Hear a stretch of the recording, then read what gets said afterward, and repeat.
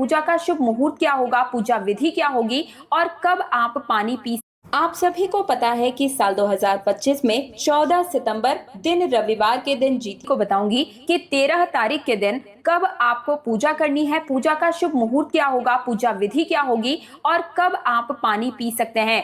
सास की जीतिया हमें लेनी है या नहीं लेनी है, पुरानी जीतिया का हम क्या करेंगे, पीरियड्स के कितने दिन के बाद में हम इस पूजा विधि को कर सकते हैं और घर में अगर सूतक पातक लग जाए तब हम इस व्रत को करें या ना करें। और जैसा कि ये पितृपक्ष में व्रत पड़ता है तो क्या हम इस समय नई साड़ी खरीद सकते हैं और खरीदी हुई साड़ी को पहने या पुरानी ही साड़ी को हमें पहनना चाहिए। आज के वीडियो में संपूर्ण जानकारी आप सभी को देने जा रही हूँ। सबसे पहले तो हार्दिक शुभकामनाएं आप सभी को इस व्रत के लिए। तो देखिए, जीवित पुत्रिका अर्थात जीतिया, इस व्रत को धारण किया जाता है संतान की लंबी आयु के लिए, संतान की सुरक्षा के लिए, संतान को उनके जीवन में सफलता की प्राप्ति हो, उन्नति वे कर पाए और हमेशा सफल रहें, जीवन में स्वस्थ रहें और प्रसन्न रहे। इसी कामना से इस व्रत को सभी माताएं धारण करती हैं और जो कि पूरी तरह से निर्जला व्रत होता है और बहुत ही कठिन व्रत होता है। जीतिया व्रत से एक दिन पहले ही नहाए खाए होता है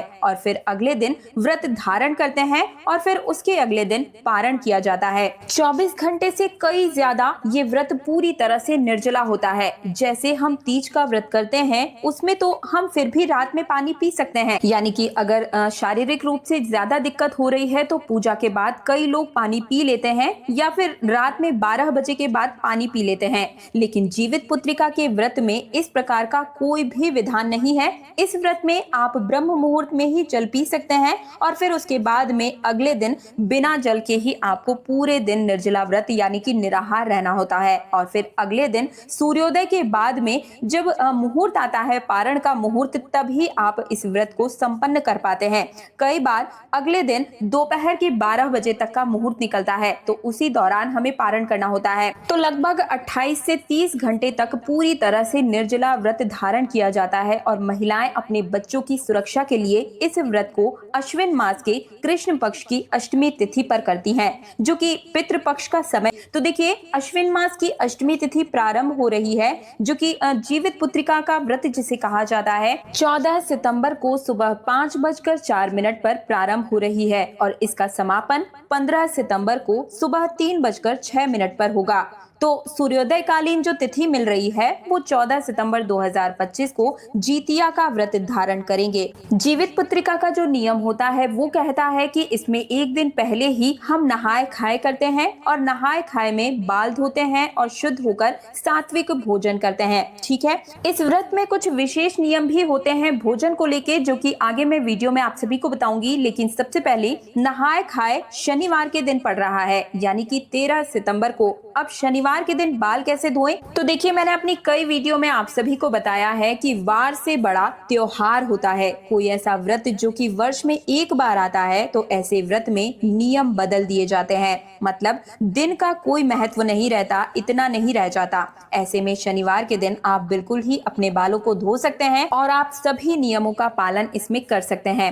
अब देखिए, नहाए खाए में क्या करना होता है। देखिए, जैसे कि बाकी व्रतों में होता है हम शुद्ध और सात्विक भोजन करते हैं, तो वो तो इस व्रत में भी किया जाता है। लेकिन इसके अलावा कुछ विशेष नियम भी होते हैं, जैसे कि कई स्थानों पर नहाए खाए वाले दिन तोरई की सब्जी रात में खाई जाती है और दाल चावल खाते हैं, और कई स्थानों पर मरुआ की रोटी बनती है, साग बनता है, तो कहीं पर मछली खाकर इस व्रत को किया जाता है। तो अलग अलग क्षेत्रों में अलग अलग इसका नियम है। आपके परिवार में इस व्रत में नहाए खाए के दिन क्या खाया जाता है मुझे कमेंट सेक्शन में जरूर ही बताइएगा, क्योंकि देखिए, जो हमारे परिवार का नियम होता है हमें उसी का पालन करना चाहिए, तभी हमारा वो व्रत पूर्ण माना जाता है। ठीक है, बहुत सारी चीजें बदल दी जाती है इस व्रत में अलग अलग क्षेत्रों के अनुसार, और हमारे पूर्वज जिस प्रकार से करते आ रहे हैं उसी प्रकार से हमें इस व्रत को करना चाहिए। जीवतिया व्रत का नियम ये भी कहता है कि नहाए खाए की शाम के समय हमें पूरियां या फिर गुलगुले इत्यादि बनाकर जरूर ही खाना चाहिए और अपने बच्चों को भी खिलाना चाहिए।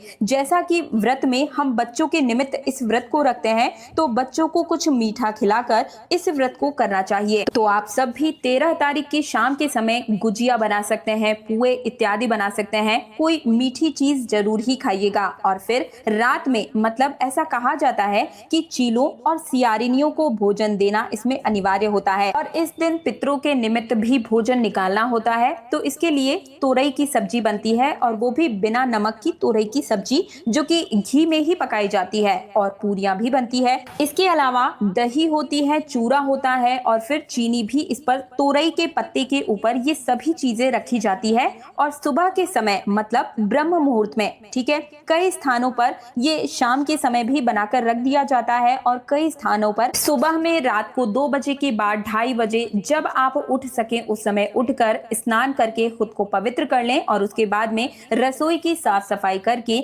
आप इस खाने को बना सकते हैं। और इसके बाद इसे तोरई के पत्ते पर रखा जाता है। अब ये कितनी संख्या में रखा जाता है तो देखिए, कई स्थानों पर 3 पत्ते पर मतलब कि 3 जगह भोजन निकाला जाता है और कई स्थानों पर 5 जगह ये भोजन निकलता है। जैसा आपके यहाँ होता है वैसा ही आप करेंगे, ठीक है। ये सबके यहाँ पर अलग अलग नियम होते हैं। और इसके बाद में भोजन निकालने के बाद हम सरगी खाते हैं, ठीक है। लेकिन यहाँ एक चीज का आपको थोड़ा सा ध्यान रखना होगा। चीलों और सियारिनी के लिए खाना वही निकालते हैं जिनकी सास नहीं होती है, और जिनकी सास होती है वो चीलों और सियारिनी के लिए भोजन नहीं निकालती है। कई स्थानों पर ऐसे विशेष नियम होते हैं।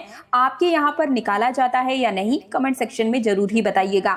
अब बात कर लेते हैं कि इस व्रत में सरगी में क्या खाना चाहिए। तो देखिए, जैसा कि आप सभी को पता है कि 28 से 30 घंटों तक हमें निर्जल इस व्रत को करना होता है। तो कोशिश कीजिए कि सरगी के समय हमें जल से भरी हुई चीजों का सेवन करना चाहिए, जैसे कि नारियल पानी आप पी सकते हैं, ग्लूकोज यानी कि ग्लूकोन डी पी सकते हैं, जूस पी सकते हैं, ठीक है। इस प्रकार से जलीय चीजों का आपको ज्यादा सेवन करना चाहिए ताकि पूरे दिन एनर्जी बनी रहे। अपनी इच्छा के अनुसार आप कोई भी चीज खा सकते हैं, जैसे कि दही ले सकते हैं, आप जूस ले सकते हैं, छाछ पी सकते हैं, मतलब जो आपको सही लगे जिससे कि आपको पूरे दिन एनर्जी बनी रहे, ऐसी चीज का हमें सेवन करना चाहिए। दही में चीनी बनाकर मिलाकर जो होता है वो भी आप पी सकते हैं। दही खाना बहुत ही शुभ भी माना जाता है। दही के साथ ही व्रत को प्रारंभ करना चाहिए। बाकी इसके अलावा अगर आपने चीलों और सियारनी के लिए पूड़ी वगैरह बनाई है, सब्जी बनाई है, तो आप उसका भी सेवन कर सकते हैं, आप वो भी खा सकते हैं। और जिस प्रकार से आपने चील और सियारनी के लिए बिना नमक का भोजन बनाया है, उसी प्रकार से आपको बिना नमक के ही इस सरगी में इसे भी आपको खाना चाहिए। इसमें नमक का सेवन हमें बिल्कुल ही वर्जित बताया गया है।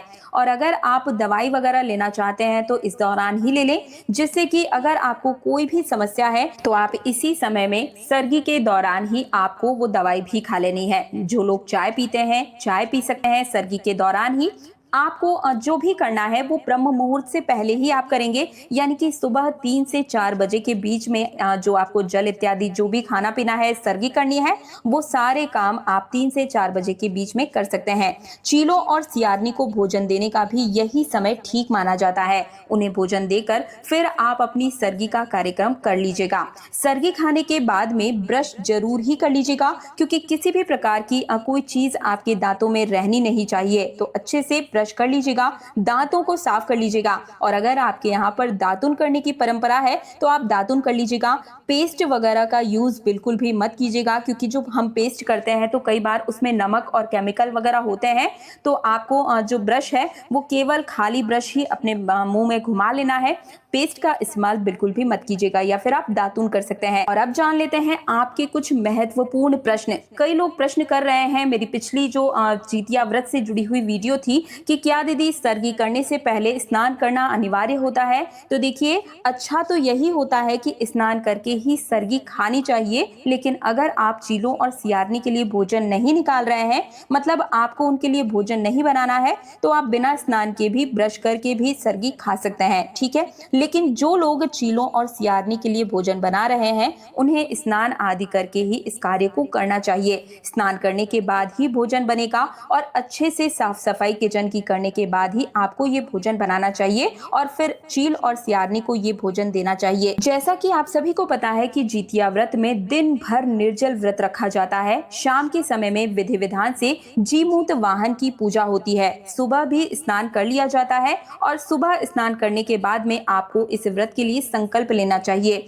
आप जो नियमित रूप से पूजा पाठ वगैरह करते हैं वो कर लेंगे और उसी दौरान आप व्रत का संकल्प ले लीजिएगा, क्योंकि कहा जाता है कि जब हम कोई भी व्रत संकल्प के साथ करते हैं तो उसका फल कई गुना बढ़ जाता है। तो जब पूजा कीजिएगा सुबह के समय में आप उसी समय मंदिर में ही व्रत का संकल्प ले लें। शाम को फिर से स्नान इत्यादि करें और इसके बाद में आप अपने आप से श्रृंगार वगैरह करके पूजा के लिए बैठ जाइएगा। एक और प्रश्न आ रहा है कि क्या हम पहली बार इस व्रत को करना चाहते हैं तो क्या इस साल से हम धारण कर सकते हैं? तो देखिए जी हाँ, बिल्कुल आप इस व्रत को इस साल से कर सकते हैं। अच्छा है, ये साल आप सभी के लिए बिल्कुल ही। और कई सारे भक्त पूछते हैं कि जो निसंतान दंपत्ति है क्या वे इस व्रत को कर सकते हैं, संतान प्राप्ति की कामना के लिए इस व्रत को धारण कर सकते हैं? तो देखिए इसका कहीं कोई विधान नहीं है। आप अपने परिवार से सलाह मशवरा करके अपनी सासू माँ वगैरह से पूछकर ही इस व्रत को करें। लेकिन कई स्थानों पर जिनकी केवल पुत्रियां हैं वे भी इस व्रत को करती हैं अपनी संतान की लंबी आयु के लिए, क्योंकि जो पुत्री है वो भी हमारी अपनी ही संतान है। और कई ऐसी भी महिलाएं हैं जिनके पास पुत्रियां हैं और पुत्र की कामना है तो वो भी इस व्रत को धारण करती हैं। अगला प्रश्न आता है कि पीरियड्स के कितने दिन बाद से हमें इस व्रत को करना चाहिए? तो देखिए जब आपकी शुद्धि हो जाए उसके 2 दिन बाद आप इस व्रत को कर सकते हैं। जैसे कि 3 दिन के बाद में आपकी शुद्धि हो जा रही है तो 5वें दिन से आप पूजा कर सकते हैं। लेकिन बात करें इस व्रत को धारण करने की तो देखिए आप व्रत कर सकते हैं पहले, दूसरे, तीसरे दिन भी आप इस व्रत को कर सकते हैं। लेकिन आप बस पूजा विधि वगैरह कुछ भी कार्य नहीं करेंगे। आप कथा सुन सकते हैं, अपने पति से, परिवार के किसी भी सदस्य से कथा वगैरह सुन सकते हैं, पूजा विधि उनसे कर सकते हैं, संपन्न करवा सकते हैं। मन के जो भाव है वो आपके पूर्ण होने चाहिए। ऐसा माना जाता है कि कोई भी स्त्री जितिया व्रत की कथा अगर सुनती है सच्ची श्रद्धा और विश्वास से तो उस औरत के कथा सुनने मात्र से ही भगवान उनकी संपूर्ण इच्छाओं को पूर्ण कर देते हैं। इसलिए इस व्रत में व्रत कथा सुनने का बहुत ही बड़ा विधान माना गया है। इस व्रत को तभी पूर्ण ही माना जाता है जब जो व्रती है यानी कि जो महिला इस व्रत को कर रही है वो इस कथा को सुनती या फिर पढ़ती है। इस कथा से माताएं सीखती है कि संकल्प और साहस से बड़ा कोई धर्म नहीं है। कथा सुनते समय सभी महिलाएं मन में यही प्रार्थना करती हैं कि उनकी संतान का हर संकट दूर हो जाए। ये कथा केवल कहानी नहीं बल्कि आस्था का एक दीपक है जो हर एक माँ के हृदय को प्रसारित करता है। दोस्तों, जीवित पुत्री का सबसे कठिन और महत्वपूर्ण हिस्सा है निर्जला उपवास का, जो कि पूरा दिन बिना भोजन और पानी के रहना होता है। ये तपस्या आसान नहीं है लेकिन मातृत्व इसे बड़ा ही सहज बना देती है। माँ सोचती है कि अगर मेरे बच्चे को जीवन लंबा और सुख मिलता है मेरी तपस्या करने से, तो ये तपस्या करने से मुझे कोई कठिनाई नहीं है। यही तो संकल्प की शक्ति है जो असंभव को संभव बनाती है। तो ये थी जितिया व्रत से जुड़ी हुई संपूर्ण जानकारी। आपके यहाँ पर कोई अलग से विधान है तो मुझे कमेंट सेक्शन में जरूर बताइएगा। और अगर आप जितिया व्रत की व्रत कथा सुनना चाहते हैं तो मुझे कमेंट